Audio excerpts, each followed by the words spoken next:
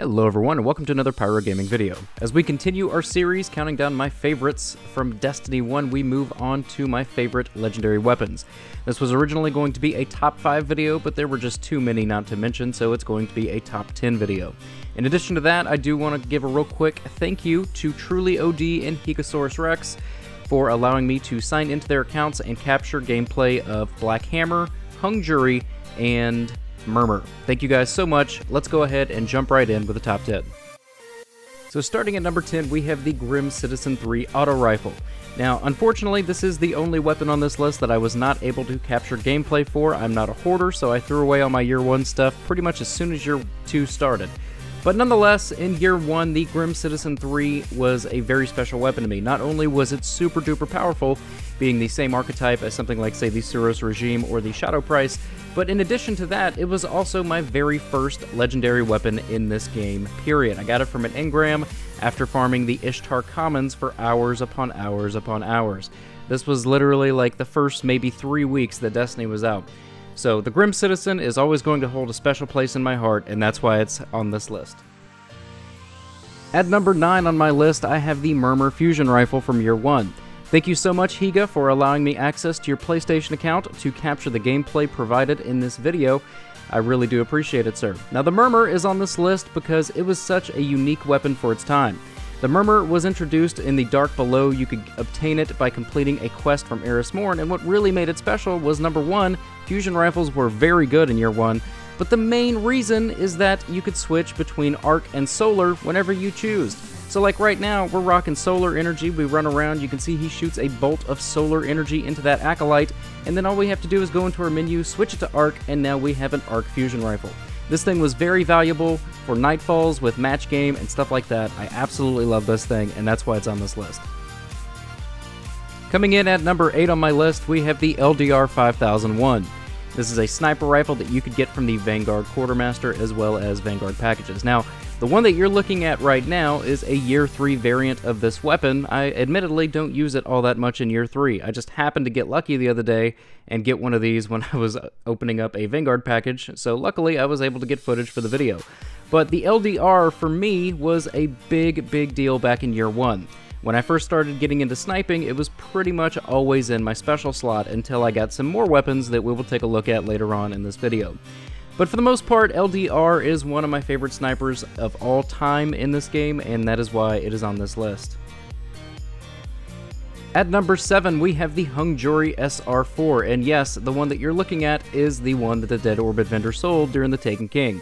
Now, real quick, I want to extend another thank you to Truly OD for allowing me to access his account to capture this gameplay. I got rid of my Hung Jury a long time ago because it was replaced by something else that we'll see later. But nonetheless, the Hung Jury will always have a place not only in my heart, but in Destiny fans' hearts, period. Because, I mean, let's be honest, you couldn't play any activities pretty much without seeing at least one person with this weapon equipped in their primary slot. I mean, this thing was everywhere. It was such a big deal when the Taken King came out. And even still, you still see a lot of people using it, but, I mean, it's a great weapon, and that's why it's on this list. At number 6, I have the Harrowed Quillam's Terminus machine gun. You obtain this by completing the King's Fall raid on heroic mode, but you could also complete it on easy mode and get the non-harrowed version that was pretty much the same thing. Now, there's a lot of reasons that this weapon is on my list, but the main one is that in Year 2, machine guns were very good. It was pretty much machine guns, sleeper simulant, or you could do something like a sword, but those were limited in some of the more in-game activities, such as the King's Fall raid. So in the King's Fall raid, it was pretty much always Quillam's Terminus for me because the exotic slot was taken up by Black Spindle, as a lot of people's were. So this weapon had a lot of playtime for me, and that is why it is on this list. At number 5, we have the Burning Eye Adept Scout Rifle from Trials of Osiris in Year 3. Now, the Adept Burning Eye is the exact same pretty much as the non-Adept version. The only difference is the Adept version has Snapshot built in as an intrinsic perk, while as the non-Adept version does not. But the reason that this thing is on my list is, number 1, it's a really hard weapon to obtain. I was lucky enough to go flawless in Year 3 enough times to get one of these for each of my characters. But in addition to that, it's also a very solid primary. It does everything that you want a scout rifle to do. It has really good stability, it has really good accessory perks like explosive rounds that stagger enemies and make them stun, and it's just all around a great workhorse weapon, and that's why it's on this list. At number 4, we have the Wounded Scout Rifle from Future War Cold. Now, this was introduced in Rise of Iron, but it wasn't until Age of Triumph that you were able to get random rolls each week at the vendor, and I was lucky enough to get a beautiful roll on this thing with High Caliber, Outlaw, and Firefly. This is honestly my main primary right now, and it will be until the end of Destiny 1 and we move on to Destiny 2, which is only a couple of weeks away. But this thing just feels really good. Its base stats are insanely good, really good stability, really good range, and with the right perks like the ones that I have, I mean, you don't need anything better out of a primary. This thing is such a blast to use. It is so much fun. I absolutely love it, and that is why it is on this list. At number 3, I have the Event Horizon Sniper Rifle.